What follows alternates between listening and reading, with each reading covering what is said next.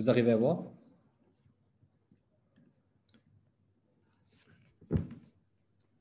Oui, c'est parfait, professeur Aros. D'accord, très bien. Donc voilà, donc on va parler d'un sujet qui est important, qui est la place des AOD chez les patients qui sont âgés et en même temps ils ont une aisance rénale. Alors ça paraît un peu anodin et facile à utiliser, mais chez cette population-là, c'est un peu particulier. Et mine de rien, plus que de la moitié des patients qu'on va traiter par AOD, ils sont âgés et ils ont une aisance rénale. Et d'où l'intérêt de parler de cette question aujourd'hui.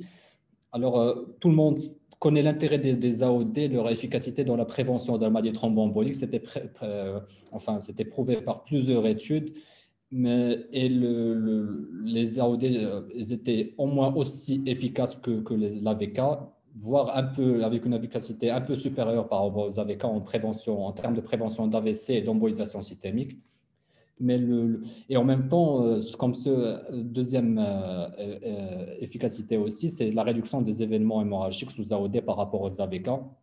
Mais tout de même, il y a plusieurs variables qui laissent que chez les patients qui sont traités par AOD, le risque zéro n'existe pas, c'est-à-dire il y a toujours un risque hémorragique chez les patients qui sont sous AOD, même si c'est nettement moins que les AVK. Et quand on voit un peu les études, les facteurs qui sont déterminants dans le risque hémorragique, c'est surtout l'âge, le sexe, généralement le sexe féminin, la présence d'une aisance rénale à degré variable et la prise concomitante d'une autre médication comme les anticoagulants plaquettaires ou bien les inhibiteurs classiques bradycardisants. Et tout de même, on n'est pas totalement satisfait, même si le risque hémorragique est faible par rapport aux AVK, mais on n'est pas complètement satisfait. On connaît les études qui ont mené à avoir l'AMM pour les AOD, et comme l'étude Aristotle ou Rocket ou les autres études, Rely aussi. Et comme exemple, l'étude Aristotle qui a comparé l'apixaban par rapport à la warfarine, on voit sur le côté gauche de l'image qu'il y a une nette régression des événements ischémiques, c'est-à-dire AVC, embolisation systémique, de l'apixaban par rapport à la warfarine. Donc, l'apixaban était au moins d'une efficacité similaire par rapport à la warfarine. Et quand on voit aussi les événements hémorragiques sur la gauche de l'écran, l'apixaban était supérieur à la warfarine, mais tout de même, ce n'est pas un risque zéro. C'est-à-dire il y a quelques patients qui saignent sous apixaban. Et d'où l'intérêt de sélectionner les patients qui sont à risque hémorragique et voir si on peut modifier, c'est-à-dire soit la molécule, soit la dose, d'où la question qui se pose, quels sont les patients qui sont à risque hémorragique, et d'où l'intérêt de notre question aujourd'hui. Et généralement, dans la plupart des études, on trouve que ce sont des patients qui sont âgés, qui ont une aisance rénale ou bien qui ont une autre tare associée. Il y a des études qui sont penchées sur cette question-là, comme cette étude qui a concerné un grand nombre de patients qui ont été, ils ont comparé l'apixaban par rapport à la warfarine. Et chez ce sous-groupe de population, les patients qui étaient à haut risque hémorragique, c'était généralement les patients qui sont âgés, plus de 65 ans, juste parce que dans les données données par les fabricants ou bien dans d'autres études, on trouve 80 ans, mais juste plus de 65 ans, le patient présente un risque hémorragique, d'autant plus que le patient est de sexe féminin. Quand on a un poids inférieur à 60 kg, c'est aussi un groupe de patients qui sont en risque hémorragique. La présence d'une aisance rénale modérée ou sévère, ou bien la prise d'un autre traitement concomitant, comme on peut le voir ici sur cette étude-là, comme l'aspirine par exemple, qui peut augmenter le risque hémorragique. D'où l'intérêt d'agir sur ces facteurs-là et voir si on peut modifier le traitement. Il y a une autre étude qui est aussi très intéressante, qui a été publiée en 2019, et qui a comparé la sécurité et bien sûr l'efficacité des AOD. Et il a comparé le dabigatran par rapport au rivaroxaban et aussi le dabigatran par rapport à l'apixaban. Donc, c'est une étude qui a comparé les AOD entre eux chez les patients qui ont été traités pour une FA, et ça concernait un grand nombre de patients. Comme on peut le voir ici, c'est plus de 12 000 patients par groupe. Alors, comme vous pouvez le voir ici, la plupart des patients ils sont âgés. Plus de 80% des patients dans tous les groupes ont plus de 65 ans, et plus de 15% des patients ont au moins une maladie rénale. Ce n'était pas défini dans l'étude, mais au moins une aisance rénale qui était modérée. Et quand on voit un peu le résultat de l'étude, donc les critères qui ont été testés, soit le risque d'AVC ou bien les événements hémorragiques majeurs. Quand on compare le dabigatran par rapport au rivaroxaban, donc le risque d'événement thromboembolique était le même. Donc on peut le voir ici, le P il est, qui est supérieur à 0,05. Donc il y a pas, le dabigatran il est aussi efficace que le rivaroxaban dans la prévention de la maladie thromboembolique artérielle, c'est-à-dire le risque d'AVC. Quand on voit un peu les événements hémorragiques, dans le groupe rivaroxaban, il y avait plus de saignements majeurs par rapport au dabigatran et le résultat il est significatif. Concernant la deuxième comparaison, c'est-à-dire dabigatran par rapport à l'apixaban, quand on voit aussi les événements, le risque d'AVC, il est le même dans les deux groupes. Et par contre, pour les événements hémorragiques, c'était presque similaire.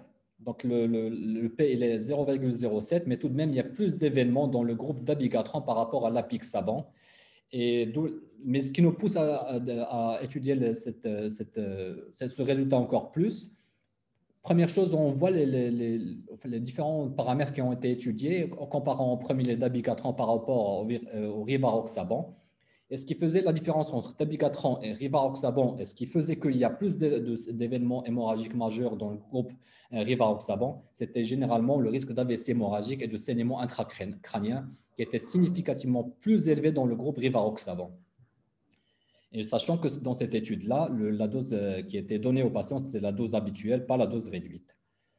Dans la deuxième comparaison, c'est-à-dire dabigatran par rapport à l'apixaban, comme on a dit, il n'y avait pas de différence majeure en termes de saignement majeur, mais quand on voit un peu les différents détails, dans le groupe dabigatran, il y avait plus de saignement gastro-intestinal par rapport à l'apixaban. Alors, en conclusion, les AOD entre eux, quand on les teste, généralement, le risque thromboembolique est le même, c'est-à-dire l'efficacité elle est similaire. Mais quand on voit un peu le risque hémorragique, et quand on voit aussi les caractéristiques des patients de cette étude, c'était généralement des patients âgés qui peuvent avoir des tares associées comme l'aisance rénale ou la prise d'autres médications. C'est une population qui est particulière. Il n'y avait pas de gestion thérapeutique particulière chez ces patients-là. Et le risque d'hémorragie majeure était plus élevé dans le groupe rivaroxaban par rapport au dabigatran et l'apixaban. Notamment, il y avait plus de saignement cérébral dans le groupe rivaroxaban et plus de saignement digestif dans le groupe dabigatran. Et ce qui nous pousse à poser des questions importantes.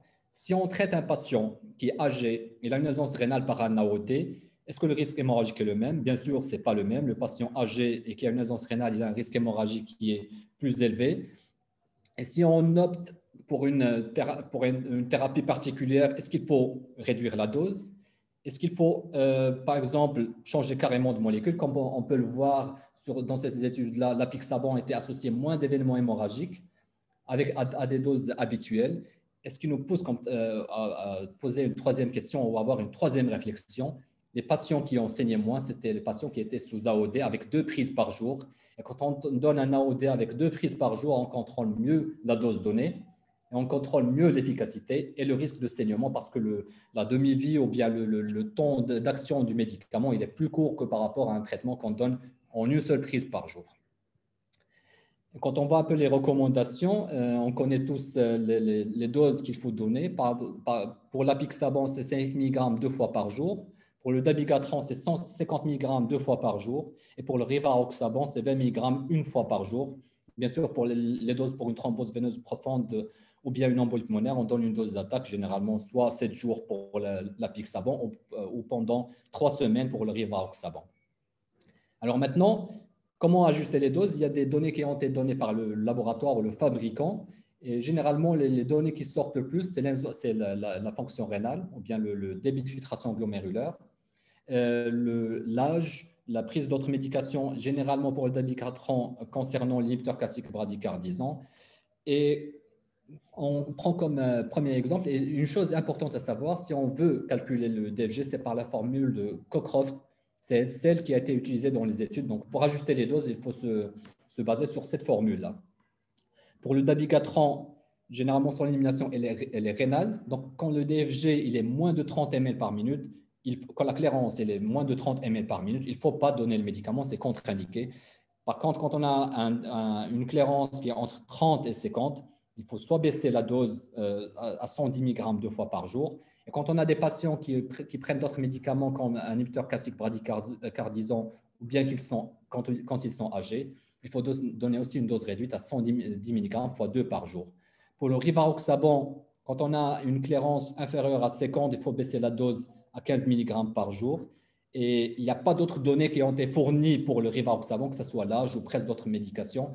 Et généralement, on trouve, c'est un peu, il faut généraliser l'âge et d'autres facteurs comme la prise de l'aspirine pour la gestion de la dose de tous les AOD, pas uniquement pour l'apixaban. On sait tous que pour l'apixaban, c'est généralement 5 mg fois 2 par jour, mais on baisse la dose quand on a 2 critères sur 3. Et parmi ces critères, on a soit l'âge supérieur à 80 ans, quand on a un poids inférieur à 60, une créatine supérieure à 15. Quand on a au moins 2 critères de ces 3, il faut baisser la dose à 2,5 mg par jour.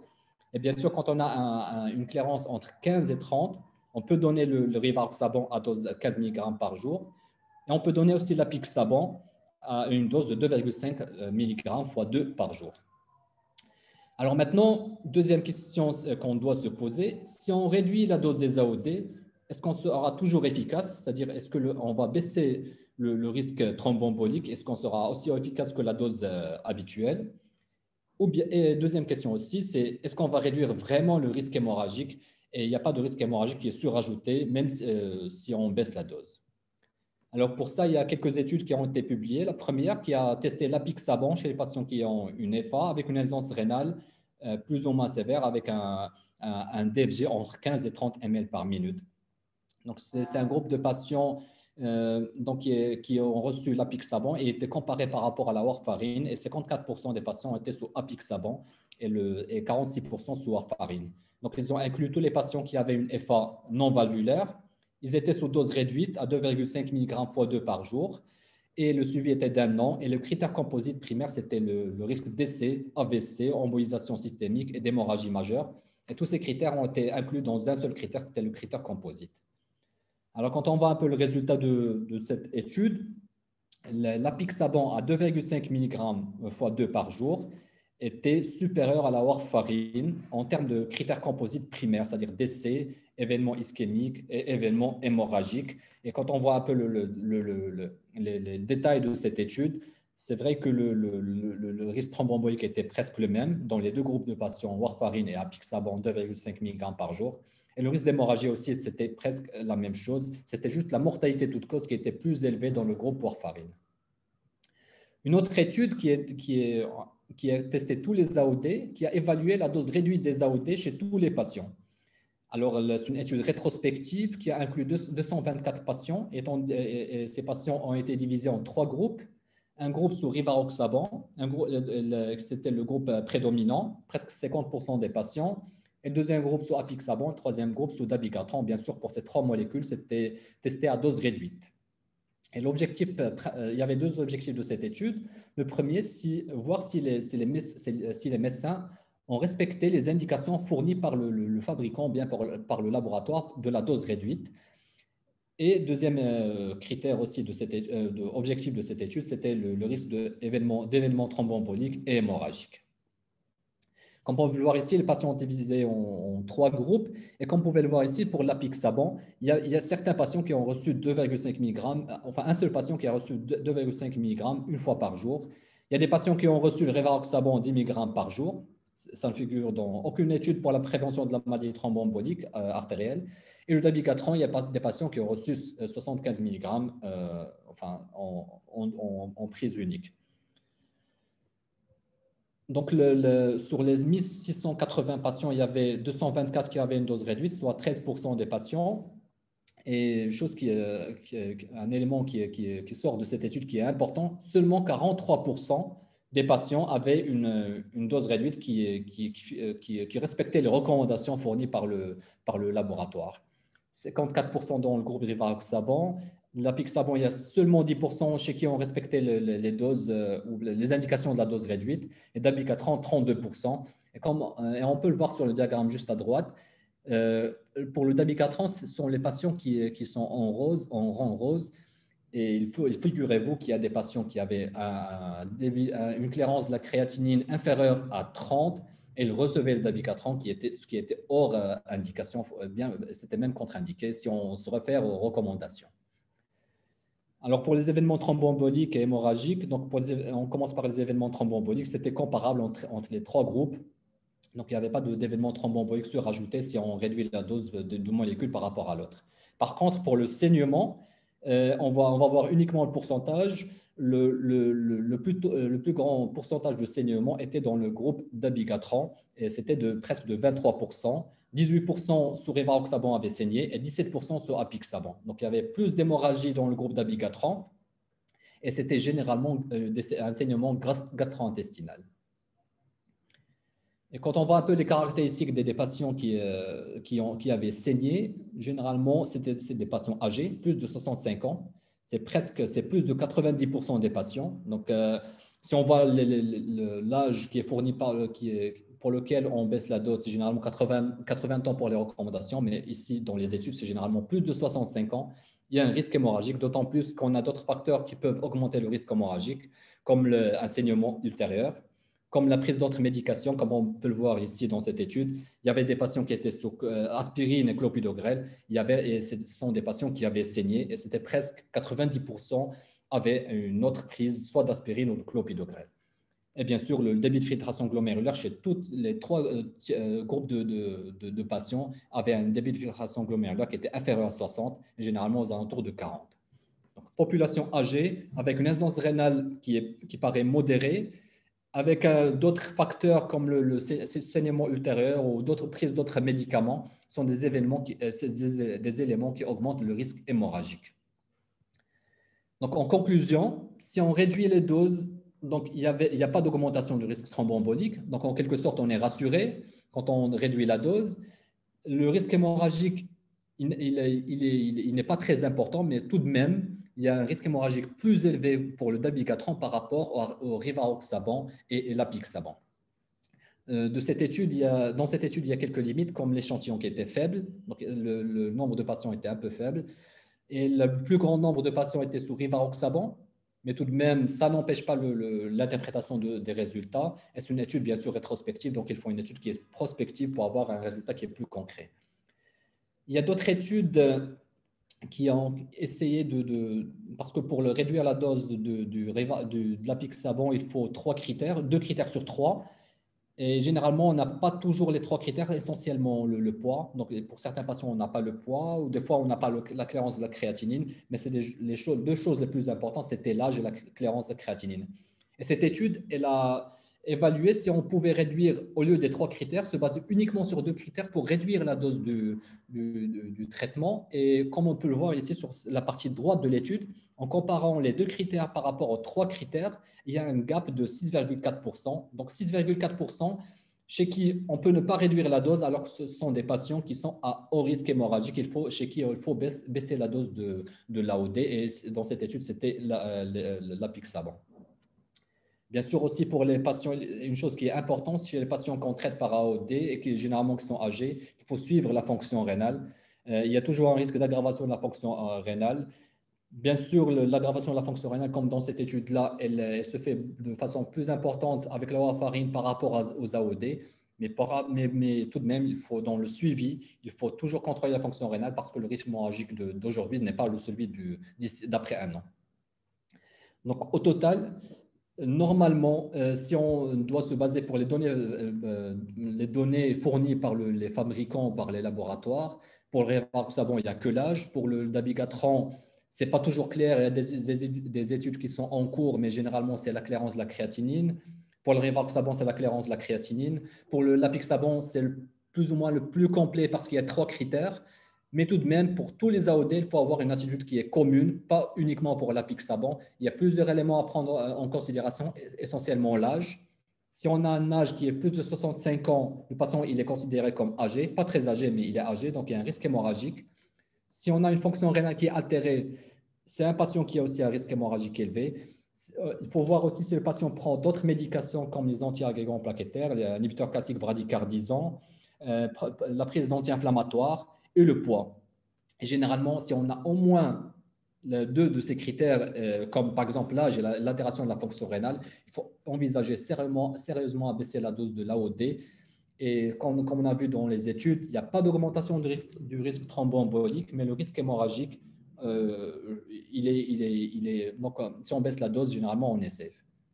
Et bien sûr, pour l'instant, peut-être il y a que l'apixaban et le dabigatran parce que c'est en deux prises. Donc, il faut favoriser ces deux molécules chez les patients chez qui on estime qu'il y a un risque hémorragique qui est élevé. Il y a une autre population qui est particulière aussi, c'est les patients qui prennent de la trithérapie, c'est-à-dire deux antiagrégants plaquettaires et un AOD ou bien de l'AVK. Et généralement, ce sont des patients qui peuvent être âgés, qui peuvent avoir une fonction rénale qui est plus ou moins altérée et ils sont aussi à risque hémorragique. Alors pour cela, on va l'illustrer sous forme de cas clinique. C'est une patiente qui a été admise dans notre service il y a un an, qui est âgée de 77 ans, hypertendue, diabétique, qui a une dyslipidémie, qui était suivie auparavant pour une ACFA paroxystique mise sous syndrome avec malobservance thérapeutique. Donc, elle était admise pour un non-stémie avec des troponines positives. Donc, à l'admission, elle était consciente, il n'y avait pas de déficit, elle avait de la douleur, elle était dyspnéique stade 2 à stade 3 de la NIHA. Son poids était de 60 kg. Elle avait une tension qui était correcte à 135 sur 80 mm de mercure, fréquence cardiaque à 70 battements par minute et n'avait pas de signe d'aisance cardiaque, il n'y avait pas de souffle à l'auscultation. Donc le CG qu'on pouvait le voir, c'est un rythme régulier sinusal. Il n'y a pas de trouble de la repolarisation qui est très évident. C'est juste peut-être une transition précoce de V1 vers V2.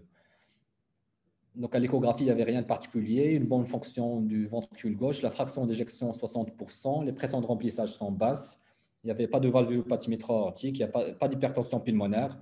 Et les veines caves inférieures non dilatées compliantes et le péricarde était sec et l'aorte ascendante de calibre normal. Donc, le bilan initial, juste après l'admission, il y avait une hémoglobine à 10, donc c'était une petite anémie qu'il faut prendre en considération parce que le risque hémorragique, juste avec une anémie, il peut être légèrement élevé. Sinon, pour le débit de filtration glomérulaire était 74 ml par minute. La TSH, la CRP était normale et le troponine élevé à 237 nanogrammes par ml et pour une normale à 35.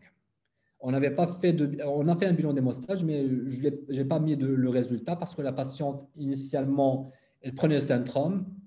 On n'avait pas d'idée sur l'INR. Alors, donc, généralement, on se pose la question, est-ce qu'il faut faire la choro ou ne pas le faire? La première question qu'on s'est posée, c'est est-ce que la patiente est candidate à une coronarographie en urgence dans les 2 heures, ou bien on attend les 24 heures, on a 24 heures pour faire la coronarographie, ou bien 72 heures, ou bien on surveille juste, on fait une choro uniquement en cas de douleur récidivante. Bien sûr, c'est une patiente qui a une non-stémie, stable hémodynamiquement, pas d'aisance cardiaque, juste les troponines qui sont positives. Donc, normalement, la stratégie correcte, c'est une coronarographie dans les 24 heures. Et la deuxième question qu'on se pose, si on fait une coronarographie, quelle voie d'abord? Parce qu'une patiente, on voit bien qu'elle est âgée, c'est une femme, donc il y a un risque hémorragique. Donc, est-ce qu'on doit choisir la voie radiale ou la voie fémorale, sachant que la voie radiale, des fois, elle n'est pas apte, bien, on trouve des difficultés chez les patients qui sont âgés, essentiellement des femmes. Deuxième question, si on fait une angioplastie, est-ce qu'on va donner de l'héparine? Surtout, on n'a pas d'idée sur l'INR de la patiente. Eh bien, si on doit utiliser un stent, quel stent utiliser chez cette patiente-là pour diminuer le risque hémorragique? Alors, pour le reste du bilan, la patiente était mal observante thérapeutique, l'INR était à 1,5. Et bien sûr, comme on voit d'abord, on a utilisé la voie radiale pour baisser le risque hémorragique. On sait très bien qu'il y a un risque d'hématome au niveau du point de ponction fémorale ou d'hématome rétropéritonéal qui est élevé. Généralement, c'est les patientes qui sont âgées qui ont une anémie. L'INR est inférieur à 2,5, donc on doit utiliser l'héparine à dose complète et en intraveineux ou bien en intracoronaire. Ce qu'on fait d'habitude au service, c'est en intracoronaire. Et bien sûr, on doit utiliser un stent de dernière génération, c'est-à-dire soit sans polymère, soit avec un polymère biodégradable. Et généralement, il y a plusieurs stents qu'on peut utiliser en pratique et qui sont disponibles, bien sûr. Alors, on fait la coronarographie et comme on peut le voir sur la première image qui est à gauche, on a une sténose très serrée sur l'ostium de l'IVA. Alors, bien sûr, c'est l'équivalent d'un tronc commun et c'est la même chose qu'on voit sur la deuxième image, une sténose très serrée de l'ostium de l'IVA. Sur cette incidence en crânienne, donc on voit une autre sténose qui est très serrée et calcifiée de l'IVA moyenne. Le lit d'aval, il est correct. Et sur la coronaire droite, il n'y avait pas de lésion qui est particulière.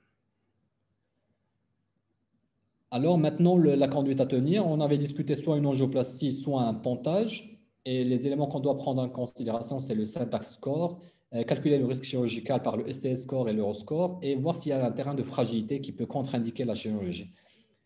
Quand on a calculé le syntax score, il était moins de 22. Et c'est une patiente tout de même qui est âgée, qui a une faible autonomie, avec une capacité fonctionnelle très limitée.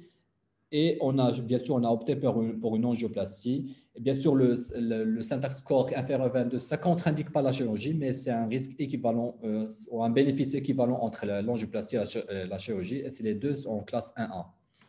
Alors, on a opté pour une angioplastie. On a fait une prédilatation en ballon pour les deux lésions, c'est-à-dire l'IVA moyenne et de l'ostium de l'IVA.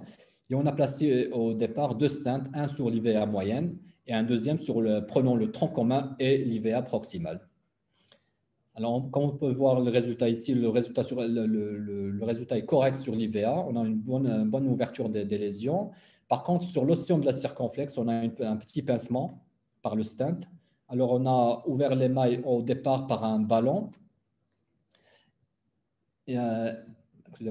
Par un ballon et on a fait un kissing comme on peut le voir sur l'image à gauche, c'est-à-dire on a introduit deux ballons en même temps sur l'IVA et sur l'artère circonflexe. On a bien ouvert l'émail du stent. On a fait un pot sur la partie proximale du stent, c'est-à-dire on a corrigé la déformation provoquée par le ballon de l'artère circonflexe sur la partie proximale du stent de l'IVA. Et le résultat final, il est correct. Donc, on a une bonne ouverture du stent, d'émail du stent et aussi sur le l'IVA proximal, on a un résultat qui est très correct. Il n'y a pas de lésion résiduelle à l'origine de l'artère circonflexe. Alors, comme vous pouvez le voir sur cette image-là, j'ai mis cette image exprès. Donc, comme vous pouvez le voir, le rythme devient un peu irrégulier à la fin de la procédure. Alors, la patiente est montée en soins intensifs. On a fait l'ECG, on a trouvé un passage en FA à 130 battements par minute. La patiente a été gardée sous traitement anticoagulant à dose curative et on l'a mise sous cordon par voie injectable pour essayer de réduire le rythme puisque c'est une FA qui était récente. Alors, 2 heures après, elle a fait une somnolence, mais sans déficit. Donc, on a suspecté un AVC, on a fait le scanner cérébral, on a retrouvé un AVC ischémique thalamique droit.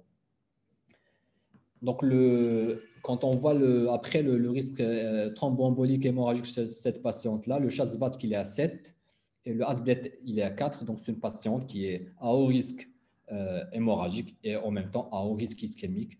D'autant plus si on a mis un stent sur le tronc commun sur l'IVA proximal avec une longueur qui dépasse les 60 mm et c'est un risque ischémique qui est surajouté aussi.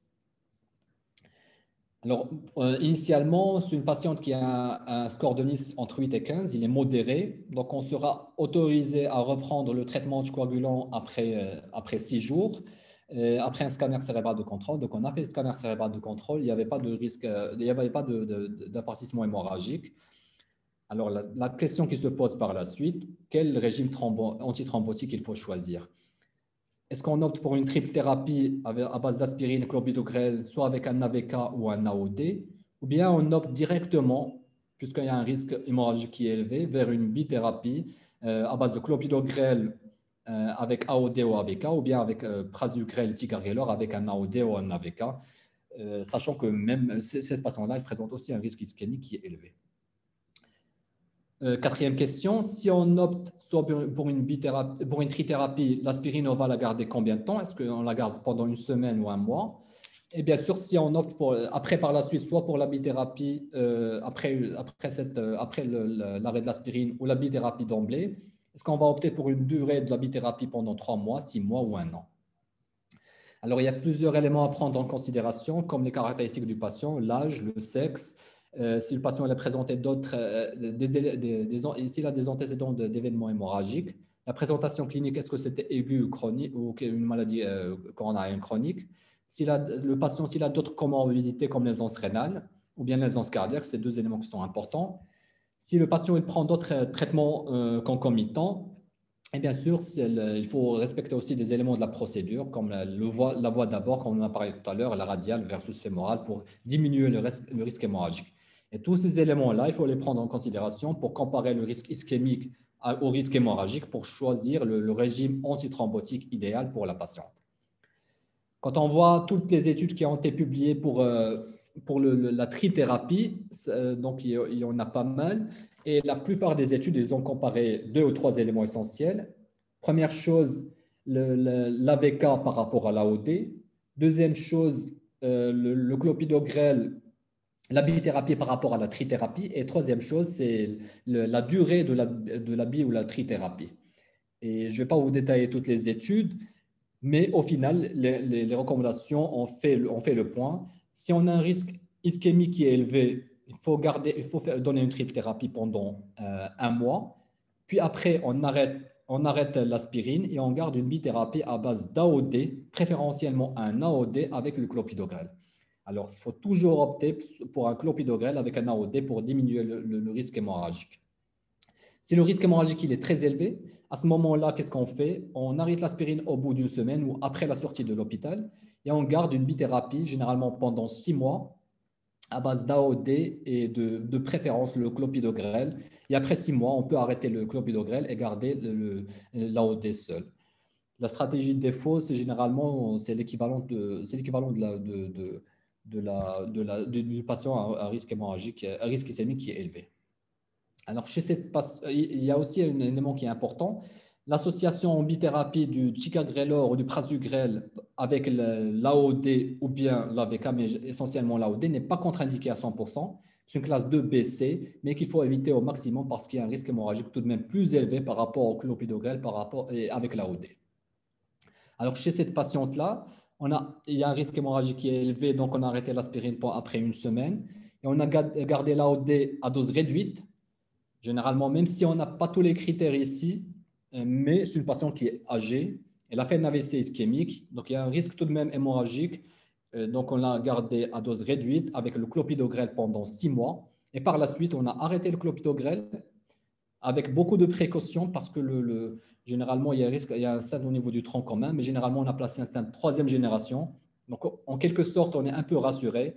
Et après 6 mois, on a arrêté le clopidogrel et on a gardé l'AOD seul. Et tout ça pour éviter le risque hémorragique. Et jusqu'à ce jour, la patiente n'a pas fait d'événement hémorragique à notre connaissance et elle se porte bien.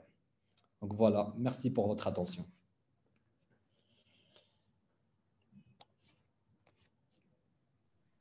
Bravo, professeur Aros, pour ta brillante présentation, qui est bien illustrée par des cas cliniques, comme tu nous as habitués. C'est vrai que c'est une question d'actualité, les AOD chez les patients à haut risque hémorragique. Et il va falloir toujours faire la balance risque-bénéfice de l'indication du traitement chez cette population âgée et insurénaux, pardon. Et par rapport aux patients coronariens qui ont besoin d'AOD, là aussi, il va falloir faire attention aux molécules choisies, quant à l'adaptation des doses, mais aussi par rapport à la durée, qui est un élément essentiel. Bon, et si tu me permets, est-ce qu'on peut poser les questions tout de suite ou on laisse Dr Hatim faire sa présentation et on laisse les questions à la fin? Qu'est-ce que tu en penses?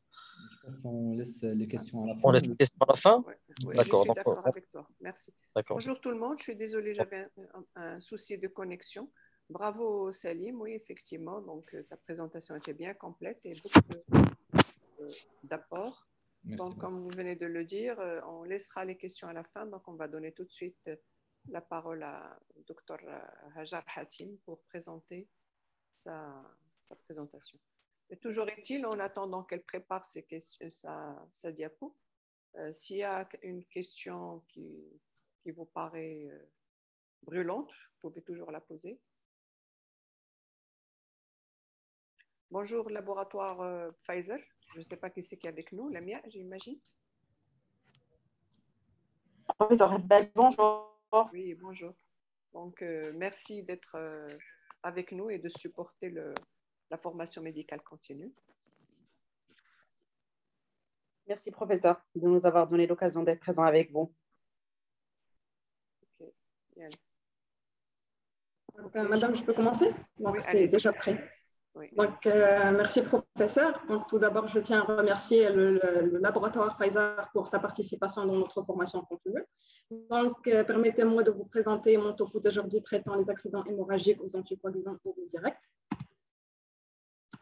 Donc, pour ceci, nous allons adopter le plan suivant. Après une brève introduction, nous allons faire un petit rappel sur la coagulation, les AOD et leur physiopathologie, puis nous passons aux accidents hémorragiques et leur prise en charge diagnostique et thérapeutique avec les modalités de réintroduction. Par la suite, on va parler des facteurs de risque hémorragique avant de conclure. Donc, les anticoagulants oraux directs représentent la nouvelle famille des anticoagulants mis sur le marché depuis 2003. Ils sont largement utilisés dans le monde entier. Leur efficacité en termes de réduction de la mortalité cardiovasculaire a été largement démontrée. Leurs indications sont multiples et leur prescription ne cesse d'augmenter. Cependant, leur utilisation reste plus ou moins limitée par son coût un peu plus élevé comparativement à celui des AVK. Cette prescription, de plus en plus fréquente, est liée à leurs multiples avantages dans la posologie fixe, la non-nécessité de surveillance biologique et une faible interaction médicamenteuse et alimentaire. Pourtant, les AOD ne sont pas complètement anodins et gardent tous, comme les anticoagulants, un risque de complications hémorragiques. Toutefois, l'incidence de ce risque reste plus faible comparativement aux AVK. Donc, à noter que la non-nécessité de surveillance biologique reste une arme à double tranchant, car elle implique l'absence de monitorage de l'anticoagulation et donc l'impossibilité de guetter un surdosage pouvant passer inaperçu. Une méta-analyse publiée en 2014 a comparé la sécurité des nouveaux anticoagulants oraux à celle de la warfarine chez les patients souffrant de FA, objectivant un taux beaucoup plus faible des saignements majeurs et intracérébrales pour le groupe AOD comparativement aux AVK. Cependant, le taux de saignement digestif était plus élevé pour le rivaroxaban et le dabigatran, comme on peut remarquer ici, contrairement à l'apixaban, dont l'incidence marquée ici qui reste moins faible que celle aux AVK. Donc, ce qu'on doit tirer bénéfice de cette étude, ce qu'il faut faire attention encore plus avec le rivaroxaban et le dabigatran, qui sont plus pourvoyeurs de saignements digestifs. Avant de détailler les accidents hémorragiques, un petit rappel physiologique s'impose. L'hémostase se déroule en 3 étapes. On a l'hémostase primaire aboutissant à la formation du thrombus blanc, la coagulation plasmatique qui permet de stabiliser ce thrombus et la fibrinolyse. Les AOD, sujet de notre topo, agissent au niveau de la deuxième étape qui est la coagulation. La coagulation est une cascade enzymatique complexe agissant par 2 voies. On a soit la voie intrinsèque qui commence par le facteur 12 qui active le facteur 11. Celui-là, il va activer le facteur 9 et ce dernier active le facteur 10. Ou bien la voie intrinsèque qui est initiée par le facteur tissulaire qui active le facteur 7. Celui-là, il active le facteur 10. Donc, le facteur 10 qui se trouve au centre de cette cascade, il va s'associer avec son cofacteur, le facteur 5 activé, avec le calcium et le phospholipide, formant ainsi le complexe prothrombinase qui transforme la prothrombine en thrombine. Celui-là, il va transformer le fibrinogène en fibrine gel. Donc, pour les mécanismes d'action des AOD, il agit sur 2 sites différents. On a soit le rivaroxaban, l'édoxaban ou l'apixaban qui vont inhiber le facteur 10A, ou bien le dabigatran qui va inhiber directement la thrombine. La famille des AOD regroupe 4 grands types qu'on peut classer selon le site d'action comme on vient de voir. Donc, soit l'anti-10A pour le groupe xaban, ou bien l'anti-thrombine pour le groupe dabigatran, ou bien selon le nombre de prises. Une prise pour le rivaroxaban et le doxaban, ou bien deux prises pour le dabigatran et l'apixaban. Donc, le reste du tableau ici, il résume leurs propriétés pharmacologiques. L'incidence de prescription des AOD a amplement augmenté pendant les dernières années, avec un pic qui était marqué en 2013. Donc, ces indications sont dominées actuellement par la prévention et le traitement de la maladie veineuse thromboembolique et par la prévention des AVC en cas de FA non valvulaire et en post-opératoire des bioprothèses et des placies mitrales et aortiques. Des travaux intéressant la place des AOD en cas de FA valvulaire avec un RM modéré ou bien serré ou même des prothèses mécaniques sont en cours d'étude. Le tableau clinique des accidents hémorragiques aux AOD fréquemment rencontrés en pratique est celui d'un patient sous AOD consultant pour un saignement le plus souvent extériorisé qu'on doit considérer par principe comme accident hémorragique aux AOD et le traiter ainsi. Donc, sa prise en charge, il repose sur un interrogatoire rapide et ciblé, précisant l'indication, la dose et la dernière piste, la localisation, l'abondance et l'heure d'apparition du saignement et les facteurs favorisants comme une prise médicamenteuse potentialisant l'effet de l'AOD ou bien un traumatisme associé. Il repose également sur un examen clinique rapide et complet à la recherche de signes de choc, de spoliation sanguine aiguë, importante notamment en tachycardie au-dessus de 120 battements par minute, un malaise à l'orthostatisme, une pâleur ou les signes d'anémie. Chez les patients âgés et ou coronariens, un ECG est indispensable à la recherche de signes de mauvaise tolérance. La deuxième étape consiste à l'évaluation de la gravité selon les critères qui nous permettent de distinguer trois stades.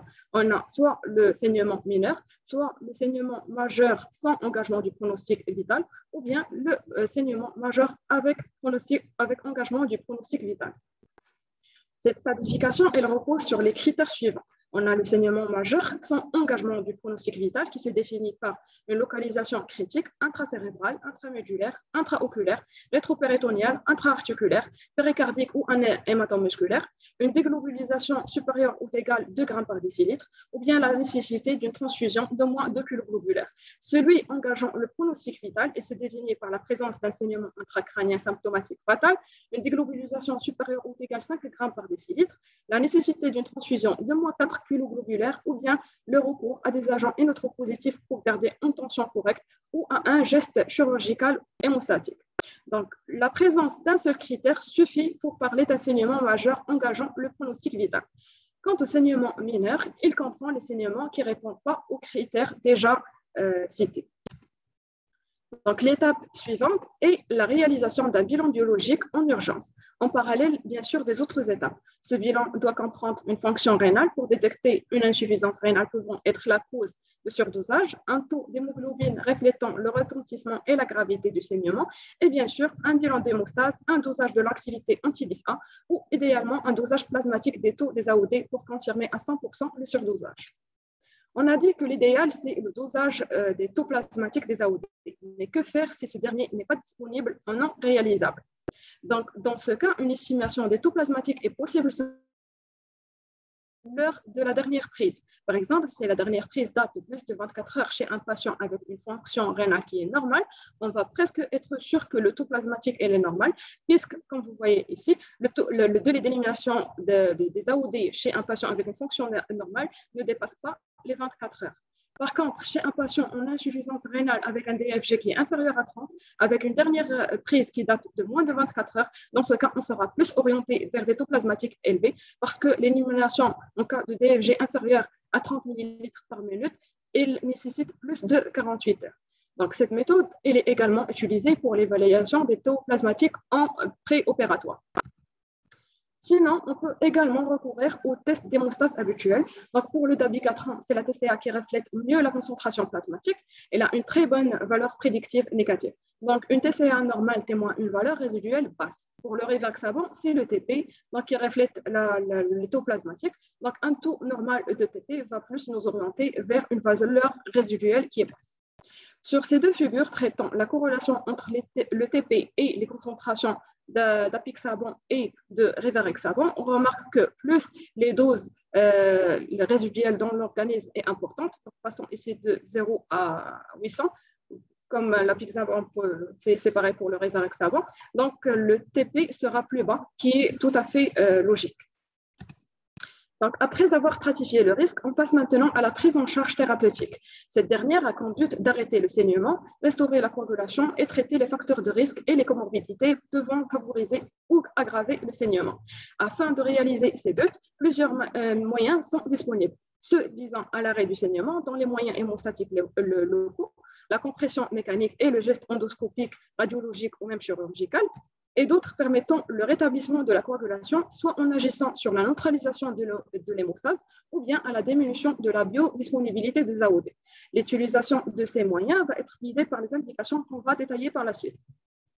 Commençons par les moyens de réversion non spécifiques. Ils sont multiples et variés, dont les plus utilisés sont le concentré de complexe thrombinique activé ou non activé, le plasma frais congelé, le facteur 7 activé et l'acide tranexamique.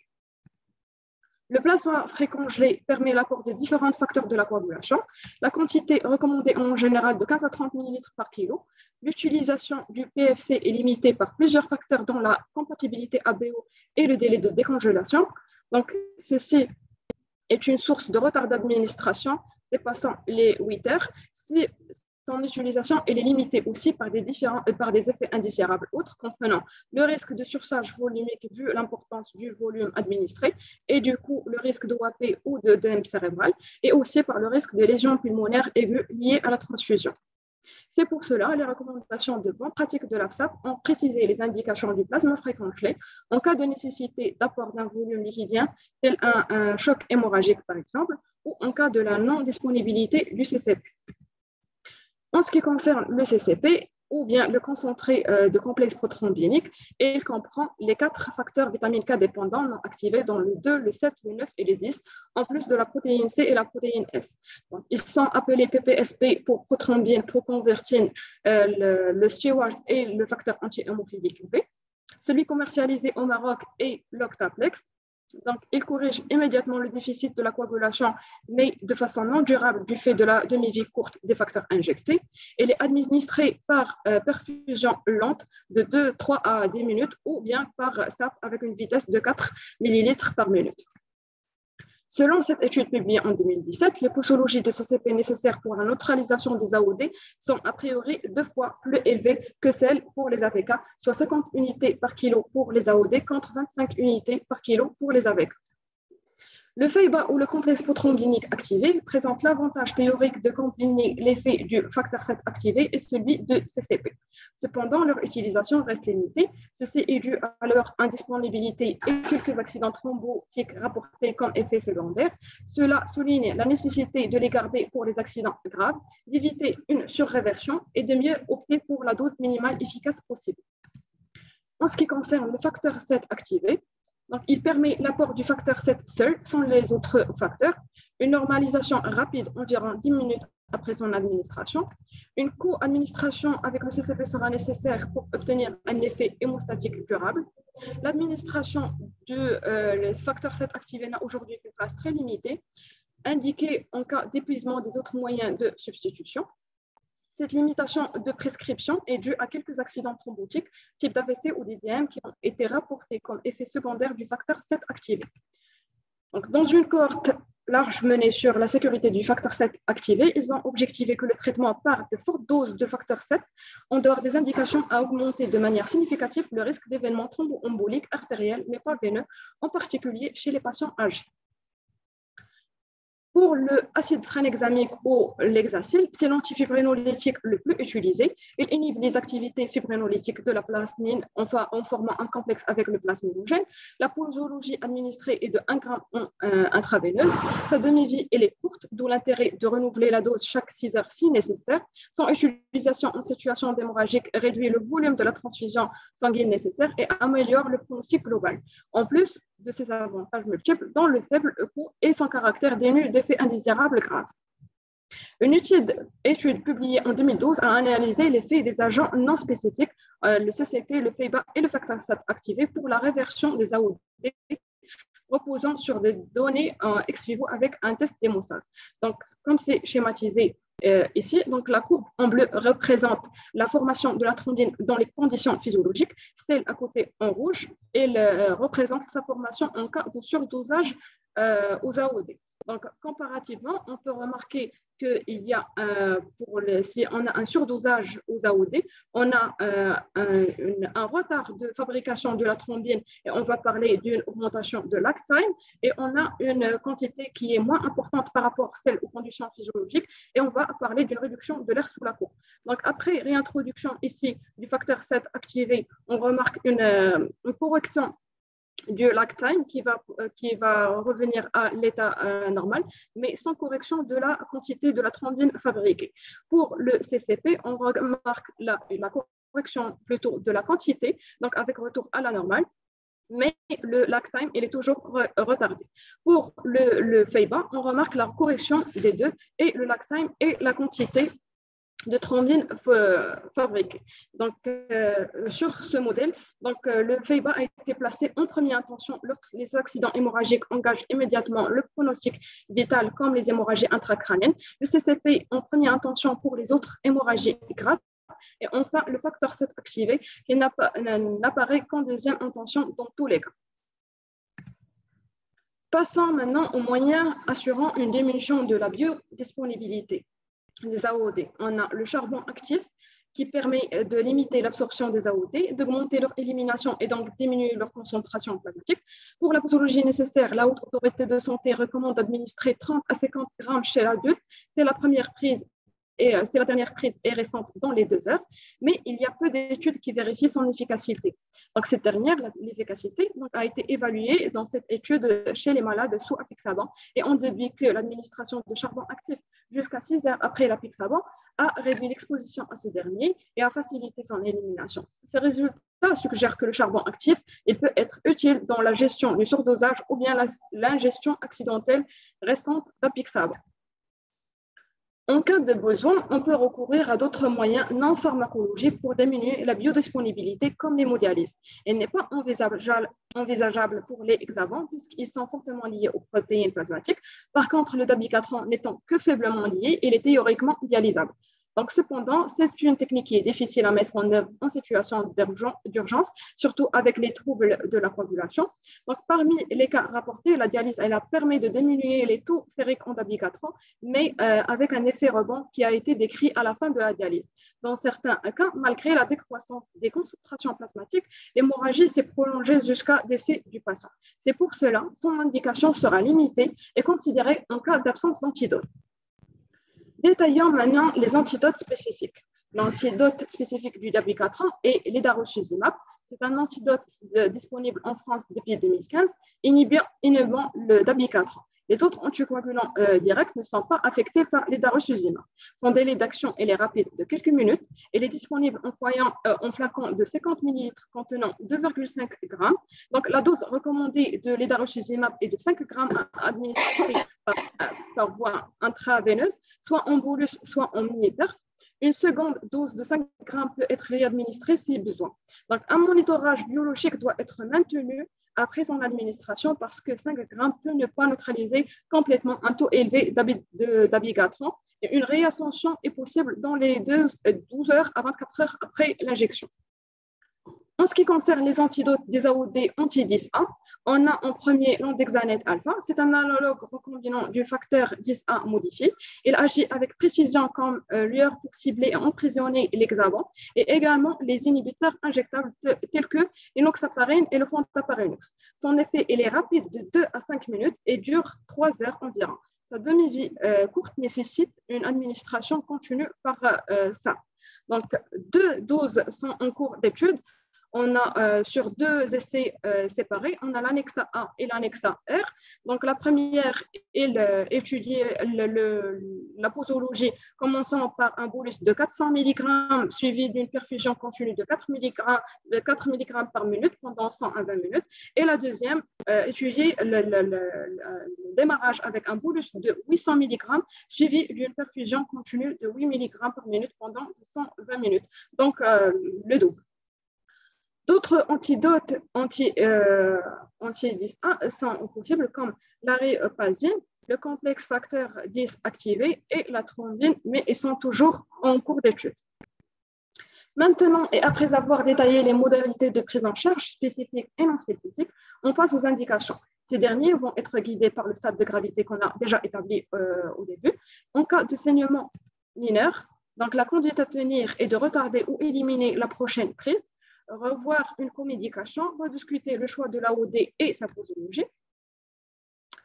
Donc, pour le saignement majeur sans engagement du pronostic vital, on va opter par les mesures suivantes. Donc, les mesures de l'arrêt du saignement dans la compression mécanique, geste hémostatique endoscopique ou chirurgical, un remplissage, une transfusion de culoglobulaire ou de culoplaquettaire si besoin, les mesures de rétablissement de la coagulation non spécifique avec bien sûr la gestion des facteurs de risque et des comorbidités pouvant favoriser ou aggraver le saignement. Pour le dabigatran, les darucizumab ou bien la dialyse peuvent être considérés. Quant à l'hémorragie grave engageant le pronostic vital, leur prise en charge sera orientée par le taux plasmatique des AOD, mais repose en général sur les antidotes et les CCP. En ce qui concerne le dabigatran, donc un taux plasmatique supérieur à 50 nanogrammes par millilitre impose le recours d'emblée à l'antidote. Dans le cas contraire, donc avec un taux plasmatique inférieur à 50 nanogrammes par millilitre, l'antidote ne sera indiqué qu'en cas d'échec des mesures non spécifiques. Pour les anti-10A, c'est au-delà de 30 nanogrammes par millilitre qu'on va discuter une antagonisation par antidote d'emblée. Donc maintenant, et après avoir géré l'épisode hémorragique, il faut discuter la réintroduction des AOD. Donc cette dernière va dépendre de la localisation du saignement. En ce qui concerne l'hémorragie intracrânienne, il y a plusieurs facteurs à prendre en considération. Dans l'hémorragie intracrânienne sévère, l'hémoglobine à l'IRM, cause irréversible ou non traitable du saignement, l'âge avancé, le saignement survenant durant l'arrêt des AOD ou avec une dose adéquate ou même avec un sous-dosage, une HTA non contrôlée, un alcoolisme chronique, une indication à la double antiagrégation plaquettaire après une angioplastie. Une évaluation de tous ces critères sera discutée en RCP pour décider la réintroduction ou non de l'anticoagulation.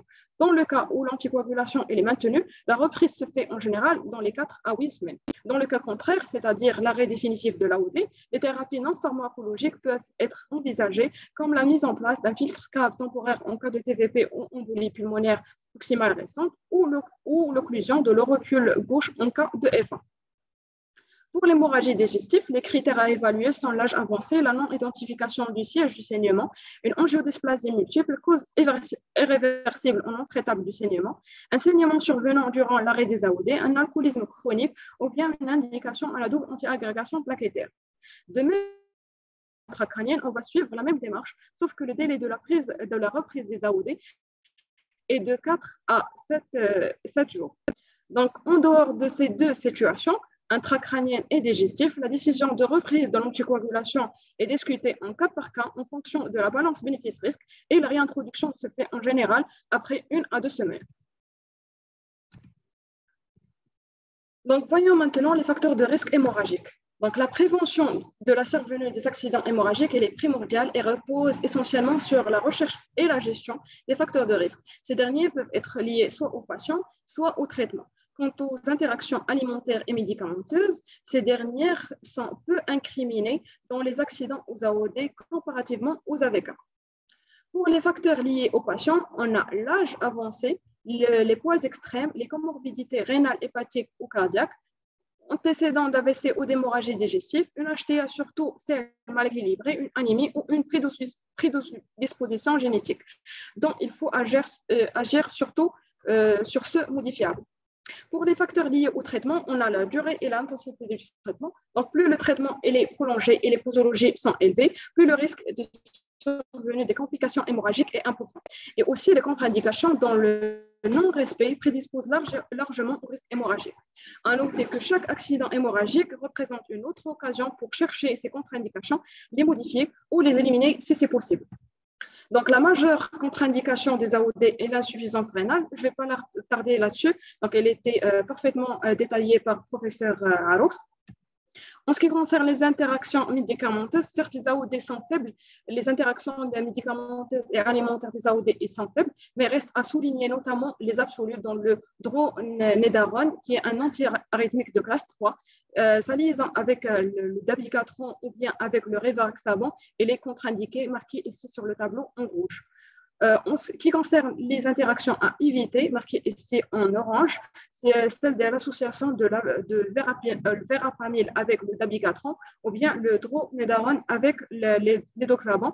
Donc, ces interactions, elles vont potentialiser l'effet des AOD et donner un risque hémorragique plus important. Donc, pour récapituler la prise en charge, en gros, donc on reçoit un patient mis sous AOD et qui consulte pour un saignement, quelle que soit sa localisation. La première chose à faire est un interrogatoire rapide et ciblé en parallèle avec l'examen clinique, puis l'évaluation de la gravité et la stratification de l'accident selon 3 stades: mineur, majeur sans engagement du pronostic vital et majeur avec engagement du pronostic vital. Puis, demander un bilan biologique qui doit comporter un bilan d'hémostase, un dosage de l'activité anti-10 assez possible ou idéalement un dosage des taux plasmatiques. Les 3, ils ont une visée diagnostique. Une NFS doit être demandée aussi pour évaluer le retentissement et une fonction rénale, cherchant une insuffisance rénale pouvant être la cause du saignement ou bien nécessitant une réadaptation des posologies ou changement de molécules dans le cas de sa réintroduction. Pour le saignement minaire, sa prise en charge va se faire en ambulatoire, indiquant un retard ou bien un saut de prise. Pour les saignements majeurs avec ou sans engagement du pronostic vital, une hospitalisation sera nécessaire avec bien sûr un monitorage et une mise en condition visant à restituer l'hémostase, la volémie par un remplissage ou bien une transfusion par culot globulaire ou plasma fréquenté, c'est nécessaire, et d'arrêter le saignement par les méthodes d'hémostase locale, les compressions mécaniques ou bien c'est nécessaire une gestion par geste endoscopique, radiologique ou chirurgical.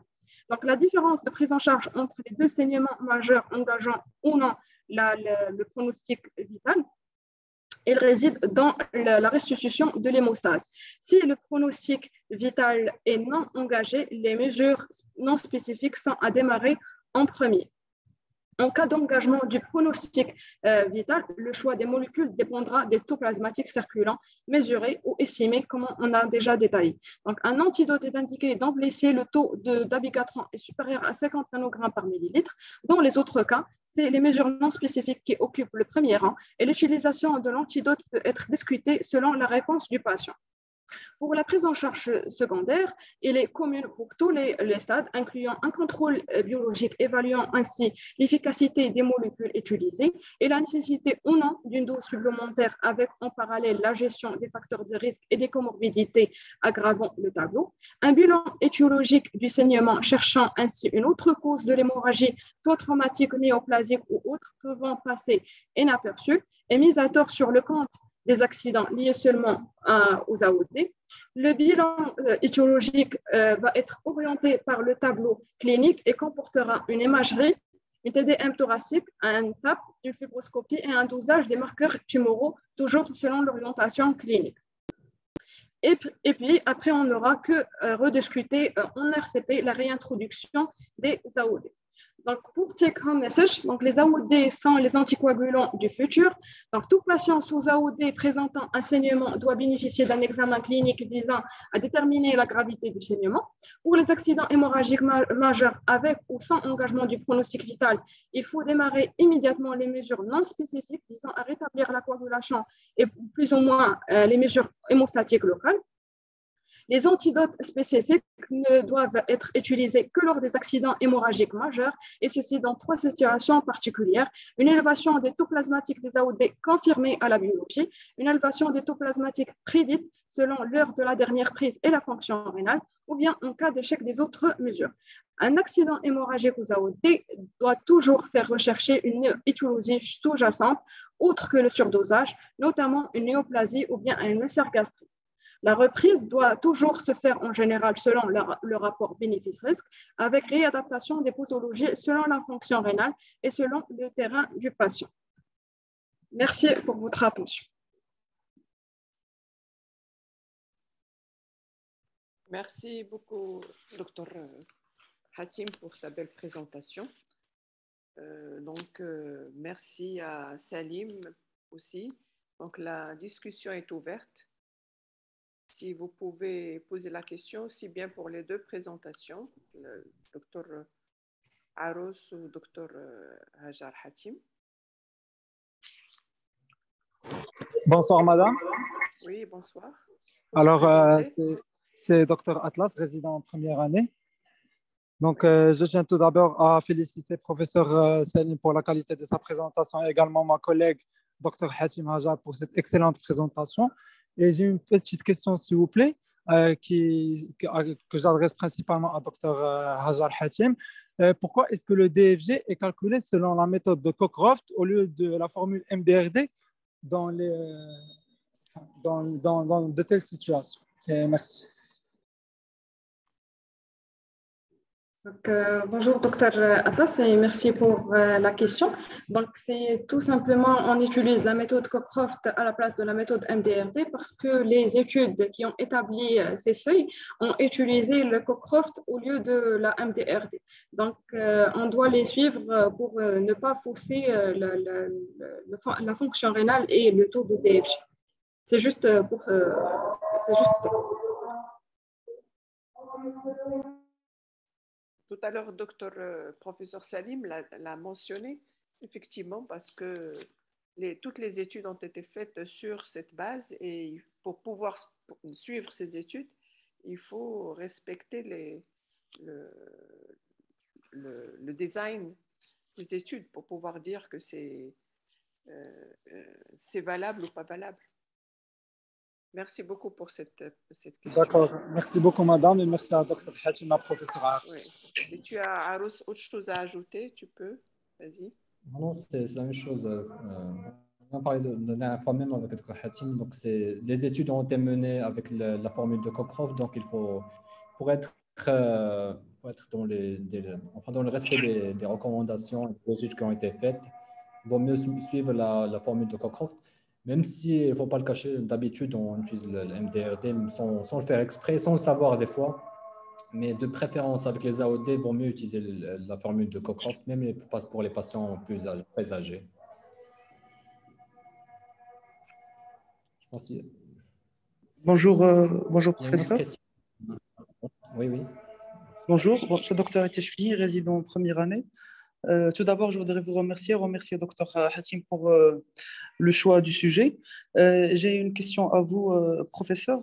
Vous avez parlé de l'adaptation des doses des AOD chez le patient âgé ou insuffisant rénal. Vous avez parlé donc, des doses des différentes études pour lesquelles les doses ont été adaptées. J'ai remarqué que pour la majorité des études, c'est des études portant sur la FA. Moi, ma question, c'est par rapport à l'embolie pulmonaire ou plus généralement la maladie veineuse thromboembolique, où la majorité des études, ils ont exclu les patients avec un DFG moins de 30. Donc, est-ce que pour des patients qui ont un DFG entre 15 et 30, et pour lesquels, en dehors d'Abigatran, on peut utiliser les 3 autres, est-ce qu'on peut se calquer sur ces recommandations, réduire la dose? Ou alors, puisque les études n'avaient pas porté sur cette population, il faudrait mieux éviter de donner des AOD? Merci, c'est une très bonne question. Et comme tu as dit, les études, en quelque sorte, n'ont pas fait attention à cette population-là parce que généralement, on a besoin d'une concentration élevée, surtout les premières semaines de l'AOD pour être efficace. Et généralement, les recommandations ont été calquées sur les patients qui ont une thrombose veineuse profonde et une embolie pulmonaire. Donc, en quelque sorte, quand on suit les recommandations données par l'ESC, on peut les calquer sur l'embolie pulmonaire thrombose veineuse profonde. Mais tout de même, comme tu l'as bien dit, dans toutes les études que j'ai trouvées, la plupart des patients chez qui on a réduit la dose, donc les patients qui avaient une thrombose veineuse profonde, une embolie pulmonaire, ont été exclus de l'étude. Mais généralement, on peut se calquer sur ces patients-là et le donner en pratique. Mais généralement, si on a un risque tout de même qui est élevé chez un patient, par exemple, qui a fait une embolie pulmonaire grave, et on a une aisance rénale qui est plus ou moins, avec un débit de filtration glomérulaire moins de 30, il vaut mieux de donner l'AVK. D'accord, d'accord. Si Merci tu beaucoup. permets, Salim, les études ont été faites d'abord sur les maladies thromboemboliques, c'est-à-dire les thromboses veineuses et les embolies pulmonaires. Et bien entendu, bon, les laboratoires ont une orientation là où il y a plus d'argent. Donc finalement, les maladies thromboemboliques de façon générale ont été un petit peu délaissées. Mais ce n'est pas pour autant qu'on n'en parle pas. Mais toujours, la question de Tachfini, c'était concernant les dose réduite. Les doses réduites. Les doses réduites.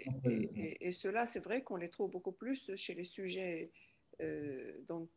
âgés avec de multiples comorbidités, à la différence des maladies thromboemboliques où sont plutôt des sujets jeunes et plutôt des personnes qui ont moins de comorbidités. Mais tu as parfaitement raison pour se poser cette question. Et peut-être que la recherche bibliographique était axée plutôt sur les maladies l'ACFA. Peut-être si on cherche sur les maladies thromboemboliques, on trouvera ces éléments. Pour dire que la maladie thromboembolique n'a pas été éliminée. Les études ont commencé par la maladie thromboembolique de façon générale. Ce sont eux les premiers chez qui les AOD ont été utilisés. Je ne sais pas si tu es d'accord, Salim. Justement, madame, les études initialement, elles avaient inclus les maladies thromboemboliques, mais ils ont toujours pris, depuis toujours, des malades avec un DFG supérieur à 30. Même dans l'ESC, les recommandations sur le traitement de l'embolie pulmonaire, ils le précisent que les études de phase 3 ont toujours éliminé le DFG moins de 30 pour tous et moins de 25 pour, je pense, la Pixavant. Donc, d'où ma question par rapport à l'adaptation des doses, mais jusqu'à ce jour, il n'y a pas de recommandations là-dessus ou d'études qui se sont intéressées chez cette population précise. Et donc, comme le professeur m'a expliqué, donc vaut mieux, du moment qu'il n'y a pas d'études là-dessus, si on a un grand risque thromboembolique, comme dans le cas de l'embolie pulmonaire grave, vaut mieux changer de molécule, comme le professeur Aros l'a très bien expliqué, je pense. Je sais pas les laboratoires s'ils ont une question, un éclaircissement sur ça, s'ils sont là. Vous pouvez nous éclaircir pourquoi il y a très peu d'études sur les maladies thromboemboliques et les insuffisances rénaux? Professeur Appel, pour les liquides et selon l'AMM qu'on a, alors il n'y a pas d'adaptation posologique. C'est-à-dire, c'est le protocole la dose d'attaque pendant les 7 jours et puis passer aux 5 mg 2 fois par jour. Chez le patient, c'est-à-dire jusqu'à 30 de clairance de créatinine. Mais il n'y a pas d'adaptation posologique. Ce n'est pas comme la FA, quand il y a moins entre 15 et 30, on réduit de moitié. En fait, c'est ça ce qu'il y a chez nous avec la Pixabon pour l'AMM. Et pour les études, l'étude Amplify qui a permis de donner l'AMM à l'héliquis. Jusqu'à 30, exactement. D'accord, merci. Oui, tu disais quelque chose, docteur Aros? Non, c'est ce que je disais. Je demandais à Damien, c'est donc jusqu'à 30 ml, on ne réduit pas la dose. Mais à partir de 30 ml, il n'y a pas de. Exactement. Il n'y a rien qui est en faveur d'utilisation de l'AOD chez le patient qui a une embolie pulmonaire ou bien. Il recommande la surveillance. Mais la surveillance tout de même. Mais est-ce qu'on va réduire la dose? Mais on ne réduit pas la dose. Ce qui est sûr, on ne réduit pas la dose. Et moins de 30, on ne donne pas. Ou bien on réduit la dose. Vous me dites la surveillance, à surveiller. Entre 15 et 30. Là, on donne la moitié de la dose pour la FA. En cas de maladie, on réduit la dose. Bon, quelque chose qu'il faut effectivement... Je ne sais pas si j'ai répondu à la question. Oui, oui. Mais bon, il faut quand même approfondir la question parce qu'elle reste quand même un point de suspens. Merci beaucoup, Lamia. Merci, Tachfine, pour cette question. Merci à vous. Il y a une autre question, Madame Bell, de Dr Benani, Dounian. Donc, je peux la lire, Madame Bell? Oui, vas-y, vas-y. Donc, Le docteur Benona, il est là toujours, il peut aussi participer. Vas-y. D'accord, c'est une question pour Hajar. Donc, elle demande quelle est la molécule à utiliser en première intention en cas de saignement majeur. D'accord, merci docteur Donia pour la question. Donc la molécule à utiliser en première intention, c'est en général le CCP. D'abord parce que c'est le plus disponible et le moins cher par rapport aux autres, y compris le FEIBA ou bien le facteur 7 activé. Et de l'autre côté, parce qu'on a moins d'effets secondaires avec le CCP qu'avec le reste. Donc, on peut l'utiliser en première intention, bien sûr, avec les autres mesures de mise en condition de la transfusion ou bien le remplissage. Oui. D'accord, donc il n'y a pas de molécule à donner en première intention, mais c'est une prise en charge globale. En même temps, on va gérer le saignement, on va transfuser s'il y a une indication et donner antagoniser de façon spécifique s'il y a indication. Voilà. Donc il y a une autre question, Madame Mebel, de Dr Hayar. Donc sa question par rapport au rythme de surveillance de la fonction rénale après la prescription des AOD. Mais généralement, je vais répondre à cette question, mais pour un patient sous AOD, généralement, il a plusieurs tares associées, peut-être hypertendu ou autre chose. Généralement, il faut au moins 2 fonctions rénales par an. Donc, c'est-à-dire chaque 6 mois, au moins une fonction rénale chaque 6 mois si tout est normal.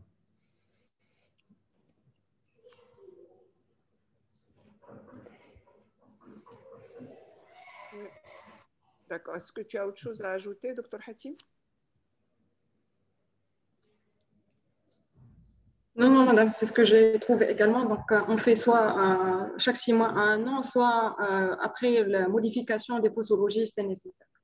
Donc, si on ne modifie pas les doses, ça sera dans les 6 mois ou bien chaque année. Et comme bilan à faire, c'est uniquement la fonction rénale, la seule. Le seul bilan à faire. Ou il y a autre chose à faire? Madame, pour les AOD, j'ai trouvé qu'il faut même surveiller le fonctionnement hépatique, puisqu'il y a une partie qui est métabolisée au niveau du foie. Donc, il vaut mieux surveiller les deux, et la fonction rénale et la fonction hépatique. Je crois que c'était ça le but, pour savoir quel bilan il faut demander. Ou bon, bien sûr, le bilan d'hémostase, vraiment, n'a pas d'intérêt, sauf s'il y a un saignement. Oui, madame, exactement. Et là, ce que tu as dit tout à l'heure, quand il y a un saignement par le dabigatran, c'est plutôt il y a les mesures, il y a les tests les plus spécifiques comme la dosage de l'activité anti-DISA ou bien idéalement le dosage des taux plasmatiques des AOD, quel que soit le type d'AOD. Donc, ils ont plus de précision, ils permettent de mieux guider la prise en charge. Sinon, s'ils ne sont pas disponibles, on va se contenter de bilans d'hémostase habituels, tel le TP, le TCA, et voilà le bilan de retentissement avec. Des fois, on peut être amené à faire une fonction rénale de façon plus précoce, c'est-à-dire comme par exemple si on a un patient qui fait une déshydratation, qui fait une diarrhée, qui a des vomissements, à ce moment-là, il y a un risque d'aggravation de la fonction rénale. À ce moment-là, il faut doser l'urée et la créa de façon, bien sûr, à ce moment-là pour voir s'il y a une aggravation de la fonction rénale. D'accord. Oui. Je crois qu'il y a d'autres questions. Vas-y. Il y a d'autres questions, oui, madame. C'est une question donc, de la part de Dr Khaldi. Donc, il demande est-ce qu'on peut maintenir une petite dose d'AOD seule en cas de FA en post-infarctus? C'était par rapport au cas clinique. Qui va permettre en plus de la prévention thromboembolique également une réduction du thrombose de stent. Généralement, il y a une étude qui a été faite, que ce soit pour le syndrome coronaire chronique ou le syndrome coronaire aigu, en maintenant le rivaroxaban en 2,5 mg 2 fois par jour. Et généralement, c'est dans ce but-là pour diminuer le risque thromboembolique ou ischémique en général. Et donc, mais ce n'est pas la même dose. Donc, une dose curative, ce n'était pas donné à dose curative, mais c'est la dose 2,5 mg 2 fois par jour pour le rivaroxaban. Mais en cas de prescription de DAOD dans un but pour la FA ou une thrombose veineuse profonde, c'est un autre dosage. On en a parlé tout à l'heure.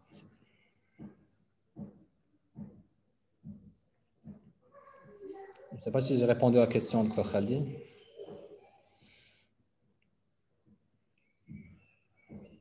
C'était ça ta question, Dr Khaldi?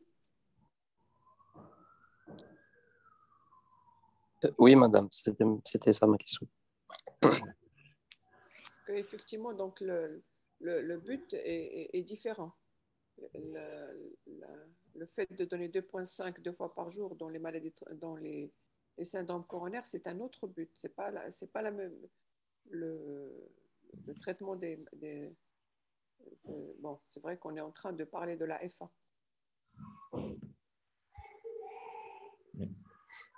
Donc, une autre question, Madame Bell. Donc, je pense donc, par rapport au cas clinique, je pense que c'est de Hamza, je pense. Donc pour le cas clinique, après les 6 mois après l'angioplastie, est-ce qu'on a gardé une dose réduite d'AOD chez la patiente ou bien passer à une dose standard vu qu'on a arrêté les antiagrégants plaquettaires?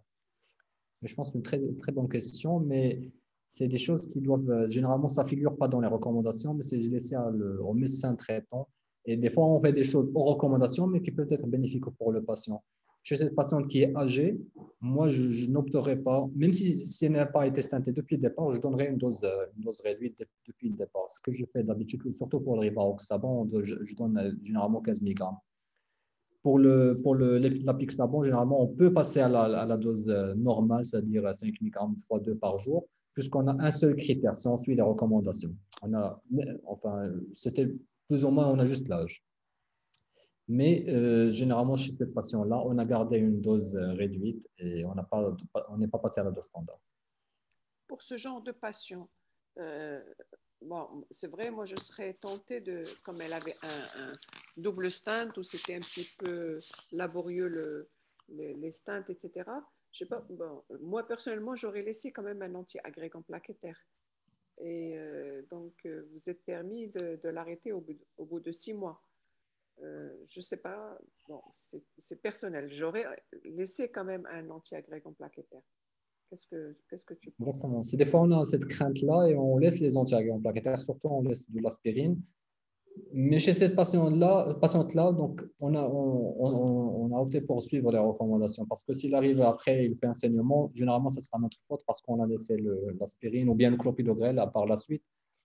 Mais généralement, moi personnellement, d'habitude, je laisse soit l'aspirine, soit le clopidogrel au moins pendant un an si la patiente n'a pas fait d'événements hémorragiques au cours de l'année après l'angioplastie.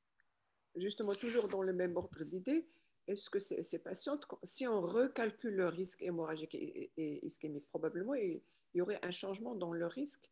Oui. Donc, est-ce que vous avez recalculé? Peut-être vous tomberez plus dans le risque thromboembolique que le risque hémorragique. Exactement. Surtout, déjà, on en a parlé une fois avec le docteur Bonola, je pense, je ne sais pas s'il n'est pas là, mais si un patient il est considéré au risque hémorragique, on le traite par une tripthérapie en général. Si un patient, et après on passe à la bithérapie, s'il ne fait pas de saignement, généralement, en quelque sorte, on est rassuré. Le risque hémorragique, en quelque sorte, il commence à baisser un tout petit peu, et le risque ischémique, il persiste. Donc, généralement, il faut savoir, c'est personnel, c'est subjectif, c'est dû à l'expérience personnelle. Généralement, on est en train de développer notre expérience personnelle. Et si on laisse, moi, généralement, j'opte pour laisser, après les 6 mois, je laisse l'aspirine avec la OD. Ouais, S'il n'y a sachant pas de bien saignement. sachant bien qu'on dit l'aspirine fait plus saigner que le clopidogrel. Donc, Exactement. plutôt, j'aurais laissé le clopidogrel avec l'AOD, mais bon, comme tu dis, ce sont des cuisines internes et des cuisines personnelles qu'il faut discuter en interdisciplinaire. Oui, c'est vrai, c'est Même une pour l'AOD, observation qui n'est pas généralement, facile. même hors indication, des fois, je passe à la dose réduite.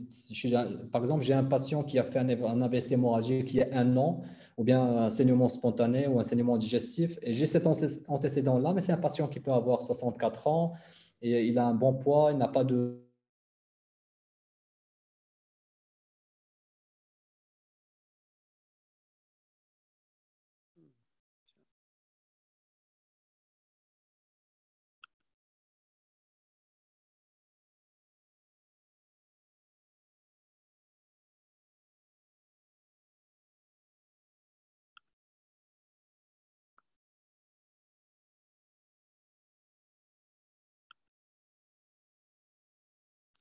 Bon, docteur Arous, on vient de le perdre. Est-ce que vous êtes